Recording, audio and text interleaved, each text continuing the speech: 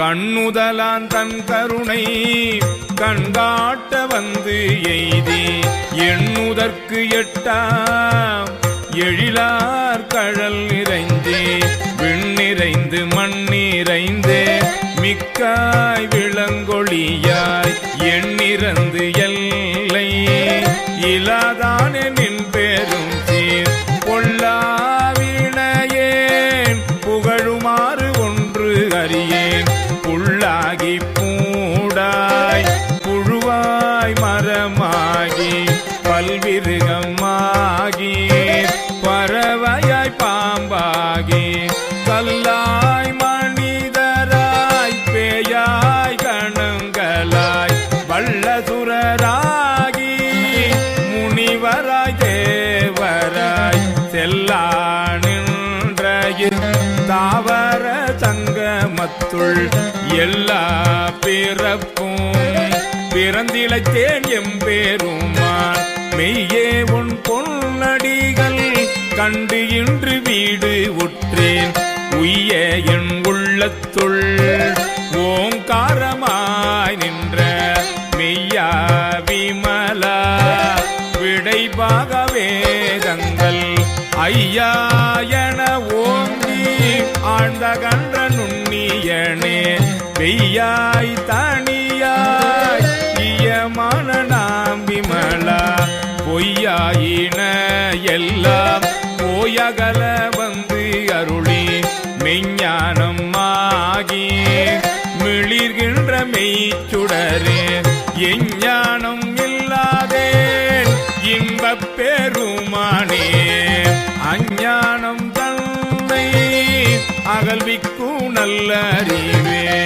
ஆக்கம் அளவு இறுதி இல்லாய் அனைத்து உலகும் ஆக்குவாய் காப்பாய் அழிப்பாய் அருள் தருவாய் போக்குவாய் என்னை புகுவிப்பாய் நின்றோழும்பில் நாற்றத்தின் நேரியாய் சேயாய் நனியானே மாற்றம் மனம் கழிய நின்ற மறையோனே நின்ற மறையோனே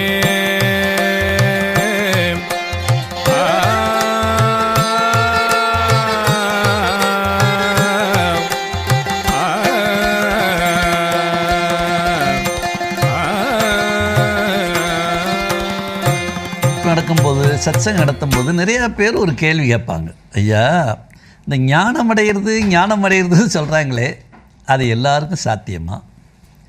இந்த ஞானம் அடைஞ்சதுக்கு ஏதாவது அடையாளம் உண்டா?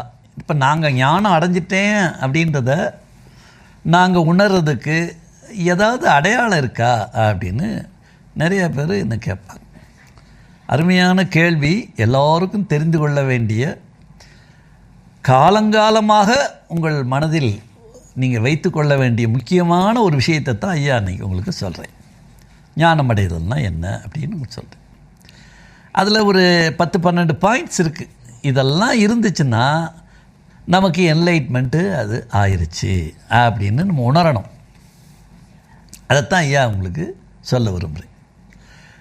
இந்த ஞானம் அடைதலை பற்றி நம்பர் 1வது பாயிண்ட்டு பெரிய புராணத்தில் தெய்வச் சேக்கிழார் சொல்லுவார்.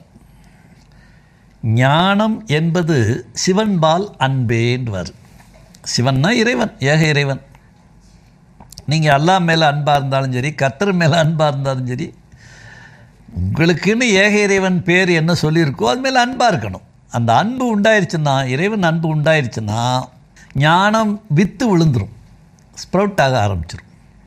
அப்போ ஞானம் என்பது சிவன்பால் அன்பே நம்பர் 1. வித்து விழுகிறதுக்கு இதான் முதல்ல விதை விழுகிறதுக்கு. ஞான விதை உங்கள் உள்ளத்தில் முளைக்க தொடங்குவதற்கு அந்த விதையை ஊன்றுவது இறைவன் மேல் உள்ள அன்பு.